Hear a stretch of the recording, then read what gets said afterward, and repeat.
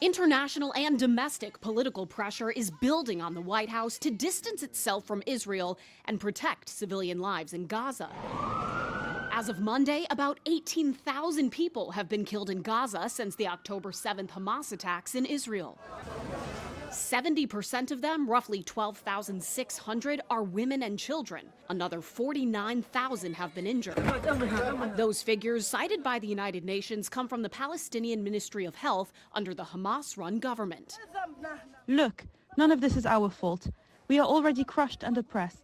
The White House has avoided direct criticism of Israel, saying they're in touch on ways to avoid civilian casualties. Israel should be allowed to defend itself against a terrorist organization. Secretary of State Antony Blinken made one of his bluntest comments on the matter Sunday morning. We think there needs to be a premium put on protecting civilians. The intent is there, but the results are not always manifesting themselves. This follows backlash from the U.S. vetoing a UN resolution Friday demanding a humanitarian ceasefire in Gaza and immediate release of hostages, in part because it did not include a condemnation of Hamas. The veto broke with allies France and Japan. Here at home, President Biden's handling of the conflict appears to be hurting him politically. A recent Pew Research poll found only 1/3 of adults approve of his response to the Israel-Hamas war. And when it comes to voters younger than 30, 46% disapprove. The president's response has been generally consistent with long-standing U.S. policy supporting Israel and in line with most of Congress. But 21% say he's favoring Israelis too much.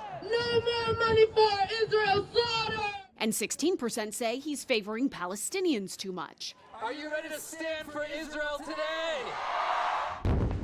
A decades-long conflict coming to a head over 2 deadly months of war, with U.S. leadership playing an outsized role in where it goes from here. In Washington, I'm Atrel Nashar reporting.